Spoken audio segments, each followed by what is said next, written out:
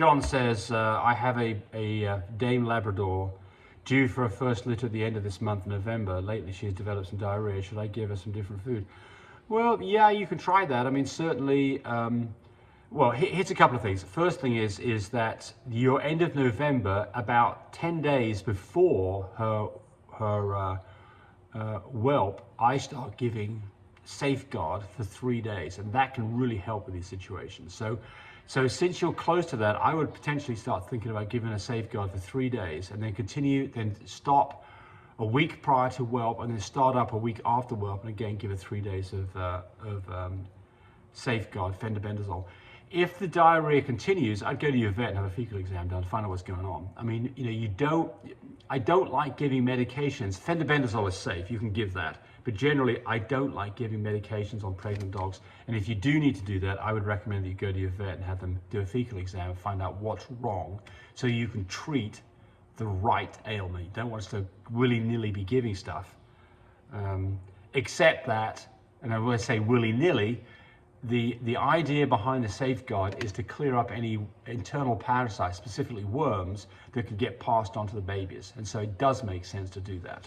And you should be worming your dogs routinely anyway.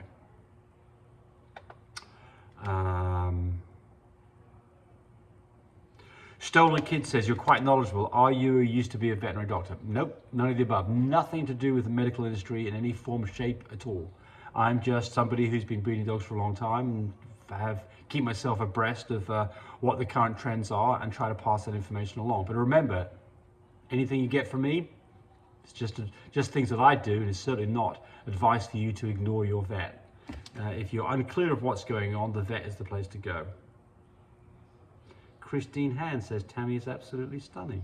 She's not here to see it. She would like that comment. Mandy Garuda. Have you ever had a newborn puppy with vestibular disease? And if so, how did you deal with it? Don't know what vestibular disease is. Well, good check on that one. Sorry, can't help you on that one. Somebody else can maybe reply on that. Azram Mendez says, this is hand down the best videos channel on YouTube. Well, thank you. Very good. I keep watching. Christina Hand, to AI twice while your female is in heat while using a stud service, do you have to pay for the stud fee twice to get a second round of semen? It's a great question. So this is all about the terms and conditions that the stud owner imposes on you.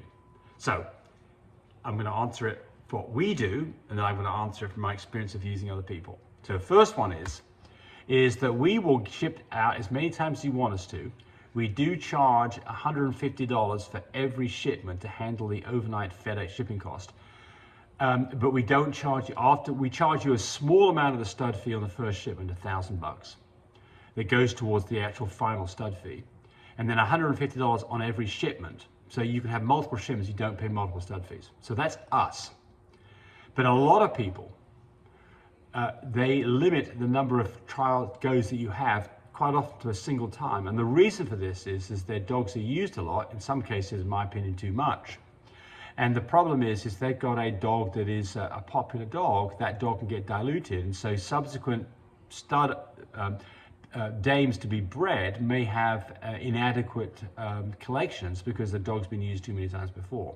So you need to ask that question ahead of time. There is no rule of thumb on this. It's entirely between you and the stud owner as to what you agree to beforehand. So I would, if you're, anytime that you're looking to use a stud that's not yours, go ask all the relevant questions before you ever do anything. And I've got a video that says, I think it's something like what questions to ask the stud owner. It goes into this in some detail.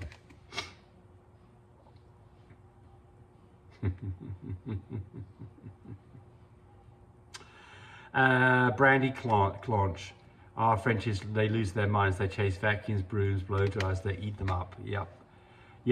So we're talking about the vacuum cleaner. So, you know, the vacuum cleaner noise can be worrisome to some dogs. And so, or they just want to go play around with it, bite it. So the thing to do in this is to get them acclimated to it before you really start using it. You know, turn it on, blow it around them, blow it on you, let them know that it's not something that's going to eat them up.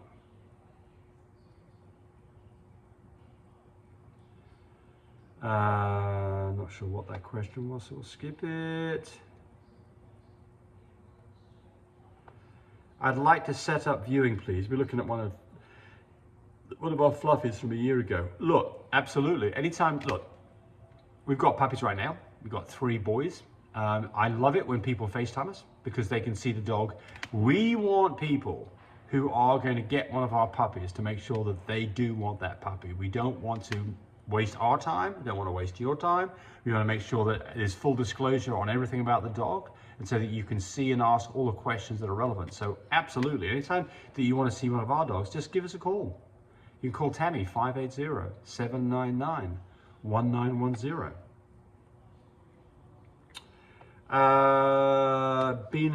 Bina Schnitzel.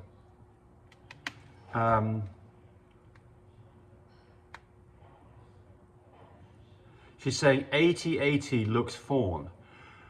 So 80-80, a dog that's 80-80 or a dog that's 80A, if it doesn't have brindle, it will have tan points. So a fawn dog that is 80-80 will be a black and tan. A blue dog that's 80-80 will be a blue and tan. A chocolate dog that's 80-80 will be a chocolate and tan. A lilac that's 80-80 or 80A will be a lilac and tan. So, but if Merle is present, it wipes out the tan points, or it muddles them up, and you see little or no evidence of it. And the other one that hides tan points is a dog that's cream dogs, maskless dogs, cream dogs, little E dogs. They look like they're covered in white paint, so all the tan points disappear. You can't see them although they're present. And then the other thing is a pied dog. A pied dog that has white in the areas that you'd see the tan points, that wipes it out too. Here's a good one. We've got time for this, yes. Alexander Gonzalez, is it possible for a Frenchie to produce a visual fluffy accidentally, not knowing that the parents carry fluffy? Well, yes, it is. So there's 2 situations this could happen. One is that the parents, in fact, do carry a copy of the fluffy gene. Both parents do. So they're visually not fluffy, but in fact, they do both carry a copy of fluffy.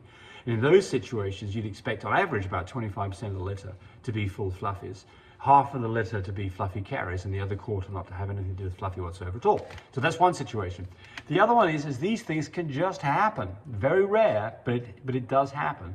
And so there's always the debate about how did the fluffy gene come about? You know, did people start breeding to other dogs like Chihuahuas? Well, the answer is, yep, quite likely so. The other answer is that I know of one person, Annette Woods in Dewey, Oklahoma, who produced a fluffy many years ago, completely accidentally, when fluffies weren't even on the radar. And she sold that dog, she spayed it and sold it as a pet, because she at the time, that was not something that anybody wanted. So it happened accidentally. So yeah, it can happen. Somebody's saying they like my idea for Teachable. Good. My Teachable channel will be up soon. I'm hoping it'll be up by early December. I will give all information on it when it happens. Emily Brolt, do you happen to know if irritable bowel disease, IBS, or any kind of colitis is a genetic thing? I really was hoping to breed my dog, but I found out she's having one of these issues, and I'd hate to have it passed on to her puppies. Yeah, well, good luck with this one. So this is one of those things that, you know, the first thing is when we start talking about IBS, it's just a diagnosis based on the symptoms without a cause. We don't know what's causing it. It's got, you know, it's the same thing in humans. I've got IBS. Okay, well, how do we treat it? Well, we don't know. Try diet. We can try antibiotics. We can try different things for IBS, and we have to hope we find something that treats it okay. Is that a genetic disorder? I'm sure there are lots and lots of people who suffer from IBS or have children who have no problems with it. And likewise, you have lots of parents who've never had IBS and their parents suffer from it. In fact, we've got a little bit of this in our family. So we've got parents who've never had any problem with IBS with siblings who have had a little bit of problem with it. So, you know, you don't know. And I don't think you're going to get an answer from this. And when you're going to get 2 camps that they're going to come down this. One camp, which is my camp, is going to say, look, it depends on how bad the IBS is and what you try to treat this with. But it is quite possible there's a hereditary outcome to this. if that's the case, you're probably not going to see it in very many of the puppies, and you can probably take a chance to see what happens. And if you start to produce IBS in the puppies, you probably don't want to breed that dog anymore. Then there's going to be another camp who doesn't like the idea of breeding anything but a perfect dog, and they're going to say, don't do it. So their advice is always safe, right? That's always the safe answer. Don't do it, you can't get in trouble if you don't do it. That's the safe answer. But unfortunately, there are very few perfect dogs out there, and so, yeah, that's enough said on that one.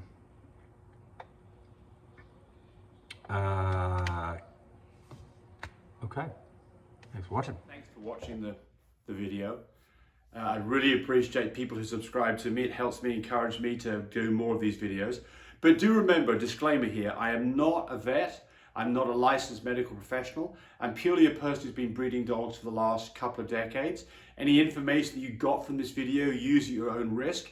There's nothing implied here, and certainly this should not be used as a substitute for advice from your veterinarian or your medical professional. I hope you enjoyed the video. Come back for more of them. Bye.